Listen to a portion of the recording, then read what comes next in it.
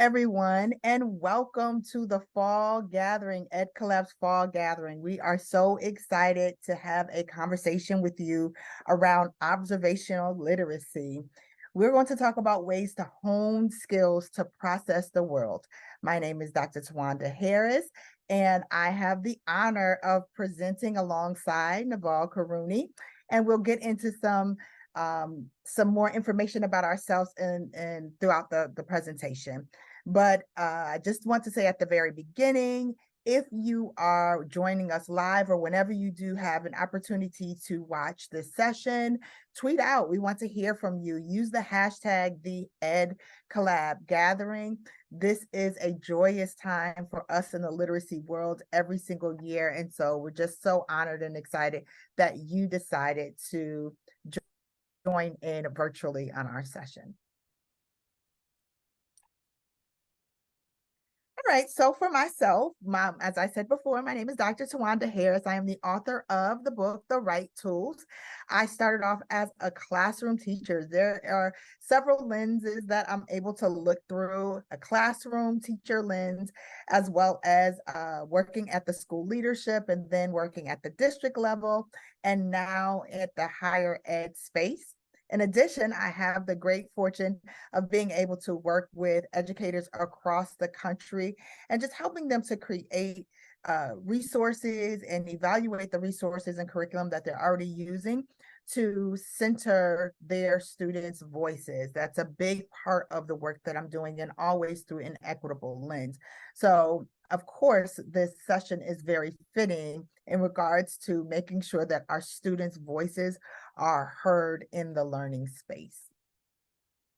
My name is Nawal Qarooni. I am so excited to be here with Towanda. I love to present with Towanda. We connected years ago, and we often find intersections in our work. And so I'm really happy to be here with the Ed Collab.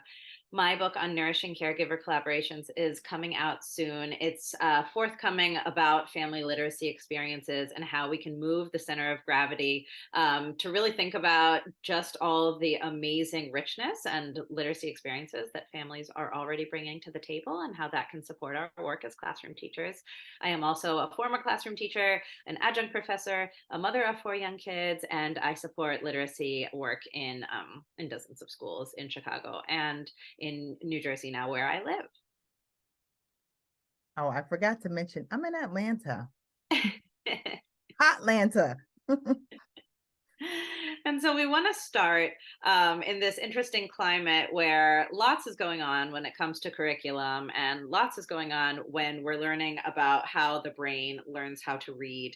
And so just think for a moment about what your definition of literacy is. What is included for you?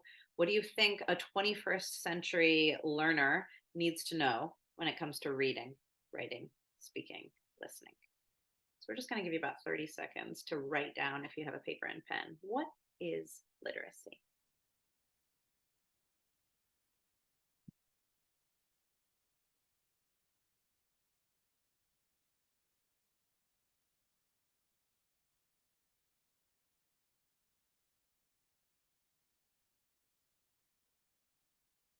I don't know about you all, but I like to web. And so I put literacy in the middle of my paper, and I'm putting these little spokes. What does literacy include for you?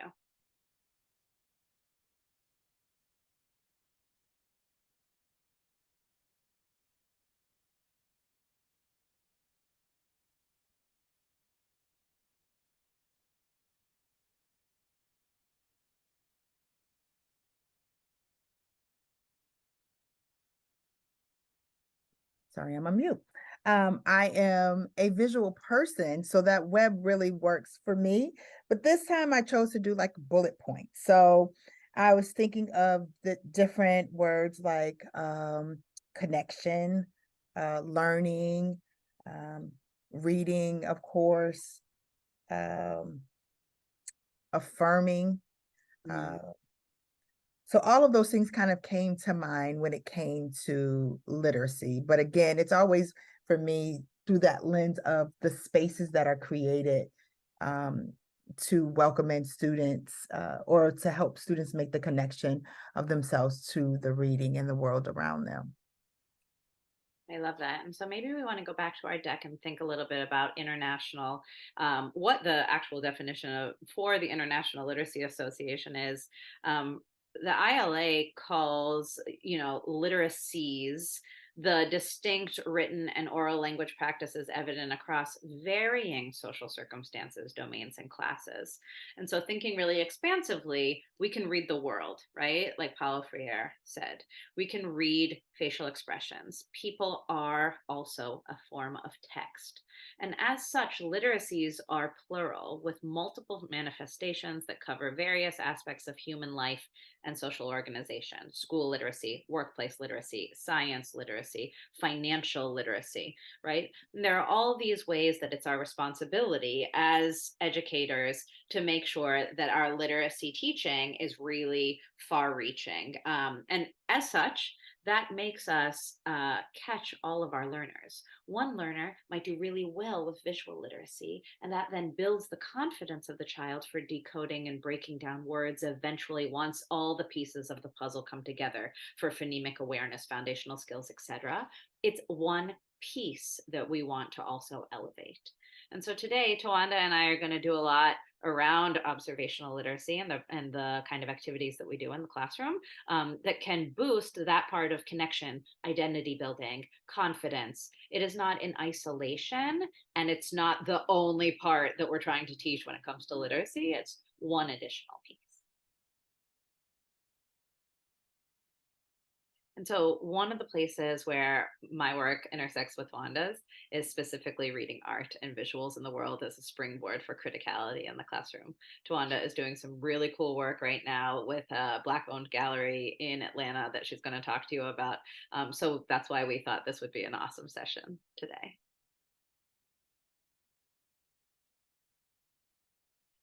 So we're going to do a little bit of modeling with one of my favorite artists and visual storytellers, Bisa Butler. Bisa Butler tells stories specifically through massive textiles. Everything is sewn. It's all fabric, and she's incredibly prolific. She has had really gorgeous exhibitions all over the country recently. But if you have the privilege of seeing her work in person, she uses historical photographs to tell her stories, specifically about Black Americans or Blacks, actually diaspora, full the full vibrancy of every I think brown and Black families is her focus in general. And so she uses the medium of the quilt. So just giving you a little bit of background before we move on to some analysis. Okay, Tawanda, if I shared this piece of text with you by our incredible storyteller, Bisa Butler, I might just ask you first, what do you see? I see lots of colors and lots of patterns. Um, looks like a family. It looks like they have some sort of connection with each other, luggage. So maybe they're traveling somewhere. Looking at their faces, and I can't quite say that they look like super happy, but they don't look angry. So it may be, fatigue or, just a little bit of angst or worry, and maybe a bit of relief. I really love that. I love the hats. I have connections with just hats, like growing up in church. A lot of the mothers of the church had hats. And so I'm wondering if there's some symbolism when it comes to the hats. And then there's one gentleman that he doesn't have anything on his head. And I wonder if there's a reason for that. And so you really took it far. And depending on your grade level and that you teach, students can have just the simple lenses of what do you see, focusing on colors and the proximity of the people in the image or proximity of the characters, just like you did with facial expressions. What do you wonder? You tackled all kinds of questions that you might have given this piece of text, kind of having a conversation with the text. And you could imagine that you could put this on a chart paper in the middle of tables and ask students to graffiti wall around it their thoughts silently before conversation. They could post it, or you could do it in small group. You could do it as a model, as kind of a conversation piece for what kind of story is this artist trying to tell. Now, I did some research on the piece. I can now tell you that it is called The Warmth of Her Sons, Sons, as a play on words from Isabel Wilkerson's text, Warmth of Other Sons, which chronicles the Great Migration from the South to the North. And so, as a result, that might inform your analysis of the piece. And so you can imagine that kids like in eighth grade or higher could write essays using evidence from the text to support their thinking around that piece of art if they had the information about the creator, the same way we do for alphabetic text in books. And so I like, and in my book, I have in the appendix examples for these starters that you can use in a variety of ways for students to kind of springboard that conversation as a piece of text. Make sure that in your book bins for independent reading, also, art is a fodder and is fair game for some of that work. Again, not the only kind of reading work that we're going to do, but one form. And so this, what do you see? What do you notice? What do you wonder? Protocol is a really simple one. You can also add, how does it make you feel? And you can just put the icons on a strip, have kids pull them out of a cup to have that conversation. Yeah, I like I like how you added in that piece. How does it make you feel?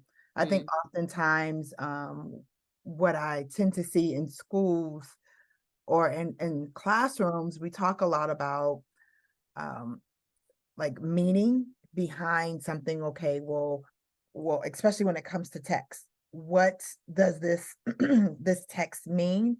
What does the author want us to know about whatever it is that we're reading? But we leave out that feeling piece. I think with when we're reading other stories and we're experiencing like this idea of storytelling, it makes us feel a certain way, as well as when we're looking at art the same way. It makes us feel. I know when I you showed the picture, it kind of had for me a sense of comfort. So I was like, oh, I don't know. I sensed family. There was something that made me kind of warm and fuzzy in time. And just so I think that's important that we give the space for our students to talk about how certain pieces of art make them feel. And that, to the example of having them write about it, it could definitely deepen their writing.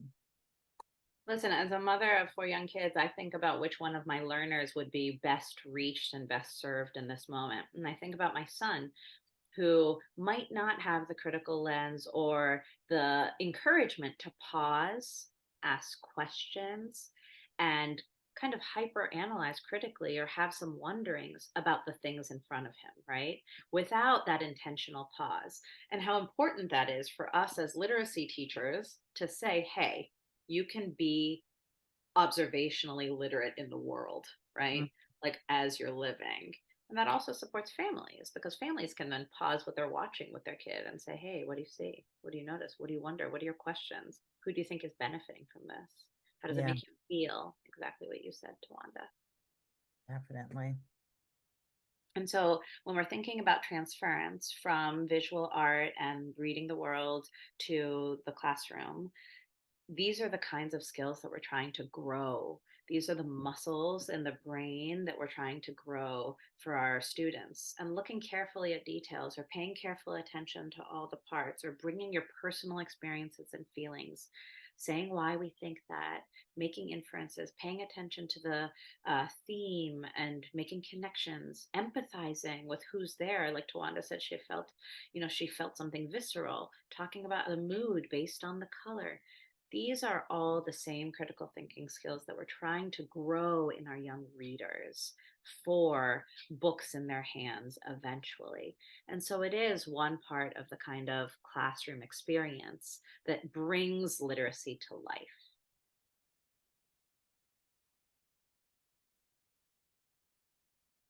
Yes, so that is a great transition into this idea of creating spaces in which students' voices are welcomed and encouraged. Sometimes we, because of scheduling or because of a scope and sequence that we're trying to get through, and don't get me started on that, that idea of pushing and plowing through the curriculum so that we could say that we're done. Um, and not keep a pulse on where students are actually in this work, it leaves out the opportunity to hear their perspectives, to hear their ideas, and to see their brilliance in that space. And so in my book, I talk about different ways that we can encourage student voice. And so here are a list of a couple of ways that we can encourage student voice. So as we go through this next activity, you'll see me kind of bounce between, because it really is not about just doing one or two of these things. When you are creating these spaces in which you're asking students to analyze literacy or analyze, art, through observational literacy, and also we're creating spaces in which student voice is there. You're going to touch on a lot of these different things. You're going to have wait time. You're going to ask students to talk it out. Just as Nawal, she kept asking me and probing me, what do you see? Or that's interesting. She really didn't give me what she thought the art piece meant. It was more about how how do you feel about it? What are you observing?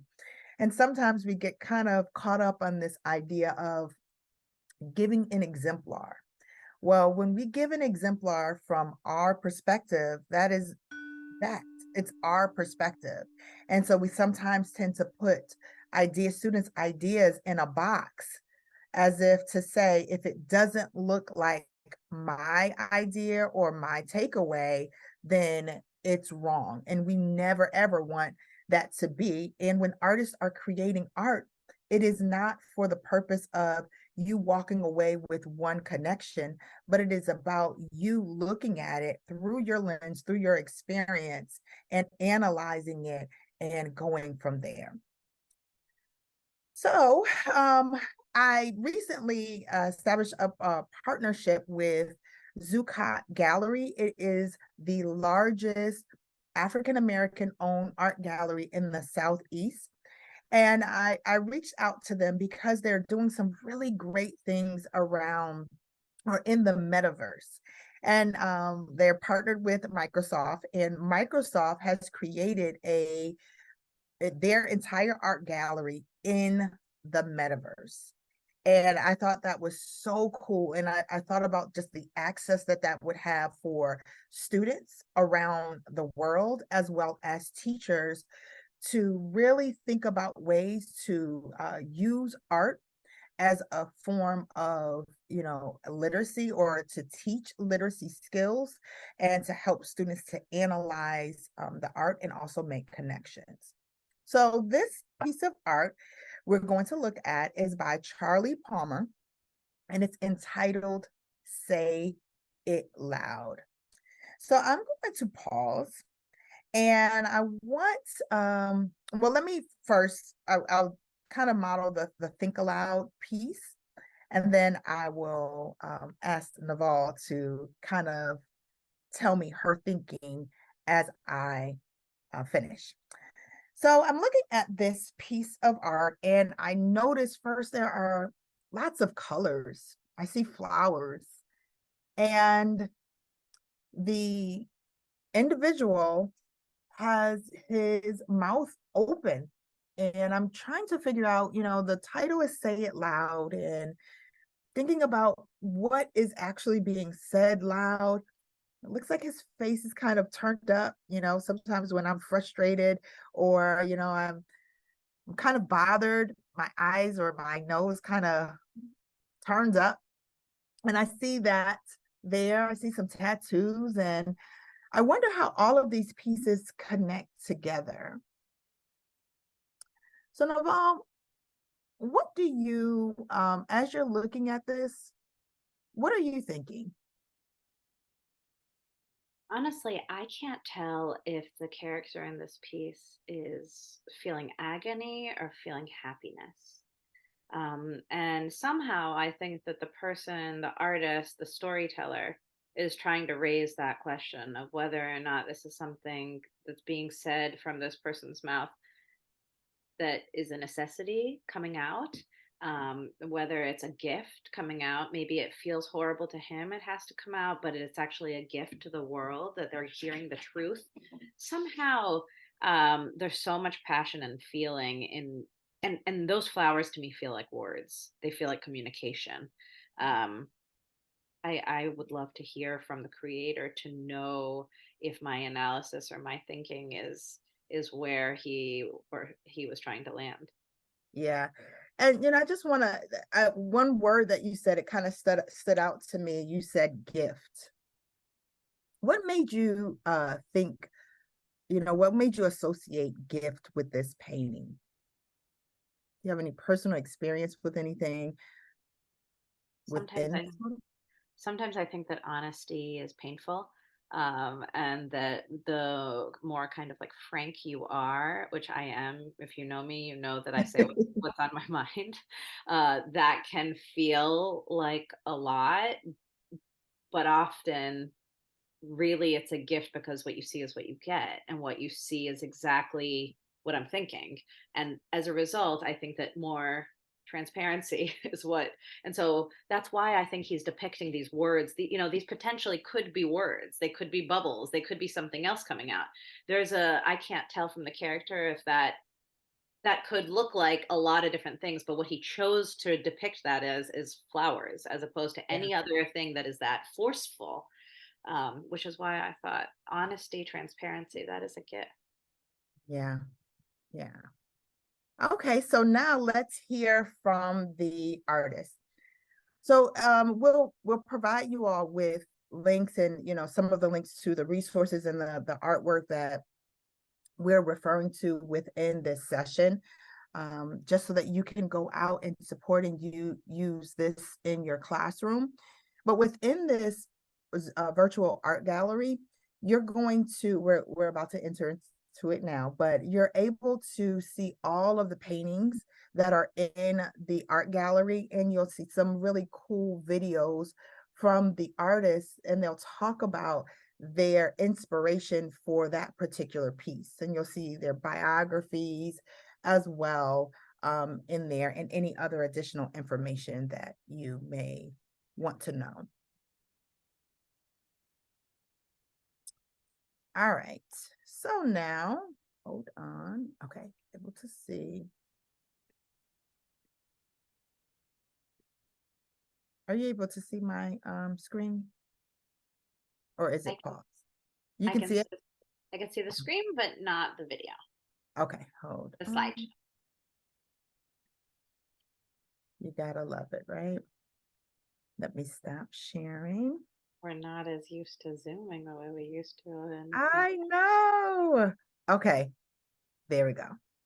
It paused for some reason. All right, so here is the virtual art gallery. Isn't this cool? Look at this.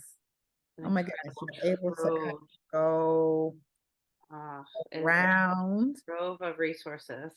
Yeah.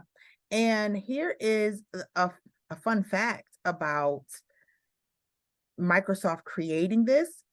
They didn't have any individuals in the metaverse for the art gallery that were of color.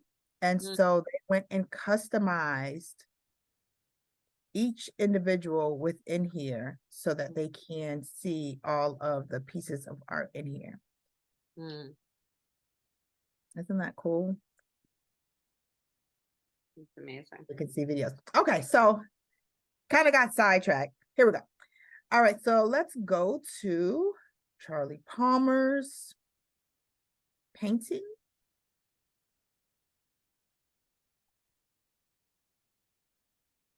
Hold on, you gotta love technology. For some reason, it's stuck. Okay.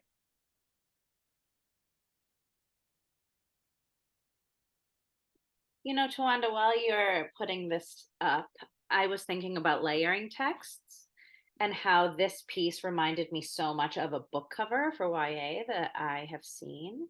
And how, you know, potentially I'm thinking about the Isabel Wilkerson book, Warmth of Her Sons, layered with the actual piece of art, maybe even a nonfiction blurb, and how when we're cultivating critical literacies for kids, the combination of all those texts is how kids will get like a wider, more honest representation of Yeah, the world. I love it. Okay, I got it up and running. Great. A good way to describe the body of work is this consistent theme of flowers. And it's like, as much as I try to go away from flowers, I find flowers to be so fascinating to me. People may not get it when they look at my work. I'll say I'm an abstract artist, and people look at me like I'm nuts. I'm like, no, you don't understand. Like what I say is, people assume that I'm painting detail. I'm painting shapes, and these are abstract shapes. But if you assemble these shapes together, it makes a full figure. It makes a face. It makes whatever it is I'm painting. So this body of work is about flowers, about that pride, that celebration of flowers, that gift of flowers, but it's also about that the loudness. And maybe if you were to turn off all the sound, you could still hear this art because the colors are so loud. You know, and that's what you're going to see in the body of work that I do.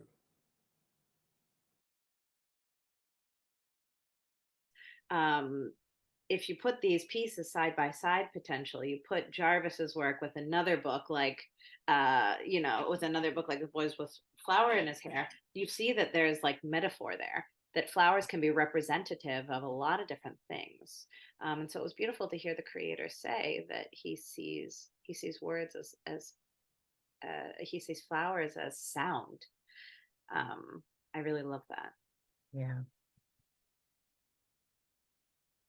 All right, so I want you to, as you're watching this, I want you to think about um, the connections that you have made. So, based on the inspiration from the artist, what connections can you make with the artist story? So, I'll pause for about 30 seconds, and I want you to just kind of jot down some of those connections that you have made with the piece of artwork based on what the or what are some of the similarities or differences that you may have had from the artist.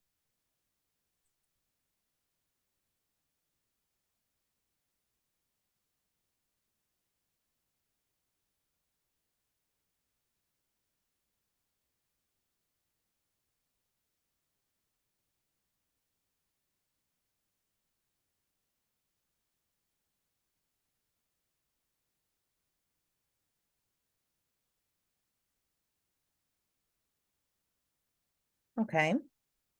And some of the things I kind of jotted down when he talked about the flowers and the color choice that he used with the flowers, thinking about the boldness of those colors, and it kind of emphasizes the title of the piece of art, Say It Loud. And so sometimes he said, you know, your appearance or just how you show up could be that loud voice, that statement that's made. It's not so much the audible piece of it, but it is sometimes that visual of what you see in there. I mean, I can't stop thinking about other texts that, you know, connect to this and how they all kind of tell a story about honesty and being yourself. Because if you know the book by George Johnson, All Boys Aren't Blue, that cover is also depicting a Black man with flowers as the crown, loud and proud. And here's a memoir manifesto of essays of an LGBTQIA plus activist, right? Again, being boldly, unapologetically sharing his gifts with the world, and how that has sound, that has feeling. I cannot help but layer those texts. Yeah. Thank you for that connection. And so we wanted to share some of the artists that we love to analyze in the classroom, both in written form, in oral conversation, and as springboard for criticality. I love, and I'm going to do a little bit of a book talk, but text talk for these artists. Michelini Thomas is New York based. She works at the School for Visual Arts here. A lot of her work is a mixed media and collage. She does some painting. She's questioning femininity and what it means to be a woman. I love to have conversations with students about her work. Tatiana Fazla Lizadeh is an Iranian Black queer Brooklyn based writer. And when I say writer, I mean storyteller, who does these huge murals on the sides of buildings, specifically about belonging, often depicting faces. Didier Vaillod is from the Ivory Coast, and recently did the cover piece for Atlantic Monthly for the new issue in October 2023. The essay that accompanies this piece is critically important to read. It's a beautiful, beautiful and harrowing story. Called Janisha from Kentucky, but he again depicts people specifically in the story of immigration. And lastly, Hassan Hajjaj is a Moroccan artist who's questioning old and new, what it means to be Muslim, contemporary and tradition, and holding on to different parts of ourselves as we move forward. All of these artists are Black and brown contemporary artists, worthy of teaching all year long, worthy of bringing into the classroom all year long. Just like my friend and colleague Donovan James, her book is called Beyond February. It's coming out with Stenhouse this year about teaching Black celebration all year long. I just want to ping that as one way that you can incorporate text all the time, not just in February or relegated to specific months. Yes, yes, and yes. I love this idea of looking at these pieces not, central to one time in the year, but teaching reading, teaching literacy, or allowing students to analyze literacy throughout the year with these beautiful pieces, because it's not so much about the color of the individuals that are in there or their identities. It is more so about the deep conversations that could happen as a result of it, and to allow literacy skills to be applied into any space, so that our students are able to walk away understanding how they could use these skills to read the world, not just to complete assignments in the classroom. Mm. All right, so now we leave you with a challenge. We talked about a lot of wonderful just strategies and things to rethink that came from either our book or just our experience in the classroom in working with teachers. But I want you to think about one thing that you might try. I want you to write it down to commit it to action. So I'm going to pause and we're going to give space for you to do that. Just a few seconds so that you could write down one thing that you're going to commit to.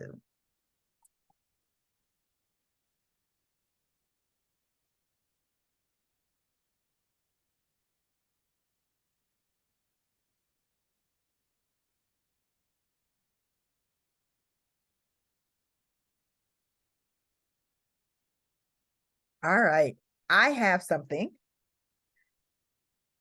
I think that, well, based on, just this session and just hearing all of the wonderful ways that art could be used in literacy spaces or teaching literacy, I am going to commit to kind of explore or incorporating more art in my day-to-day conversations with teachers. I like the idea you talked about, Nawal, about layering text, layering, the art, all of those things to help students to see different perspectives and different images or different ways to express yourself, and then having a conversation around it. I think that's truly powerful. Something I've been thinking about is the cover art of the book that we're sharing with teachers, as I coach teachers as well. I'm reading right now Punished for Dreaming, Bettina Love, Dr. Oh, way Bettina to put Love my say this. And the kid lit book that I'm reading is called Salsa Magic by Leticia Marrero, which is a Dominican New York story. I'm writing the educator guide for this. And so look at these two pieces, in terms of the art, the cover art, and what they communicate, and how that in itself tells part of the story, right? And so Yes, I just wanted to think a little bit more about that. yes. I Thank you am for inviting definitely, me. you heard me scream. I am waiting patiently for my book to arrive in the mail. I'm like checking it every single day for my book, Punished for Dreaming, to arrive in the mail. But thank you, Nawal, for just being in community with me. I think this topic is super important, and I can't wait to have your book in my hands and to share it with future educators, because I really think that sometimes when we only look through one lens of a way to teach reading to students, they miss out on so much more. So I want to leave you with our contact information if you would like to hear more about the work that we are doing out in the world, out in the streets. Yeah, and I included just the if you scan this, you can see information and pre-order my book. I'm so grateful for everyone's support, and thank you again, Towanda, for including me. Yes, of course. And thank you for joining. All right. Well, enjoy the rest of the conference. And I always like to end it with happy teaching.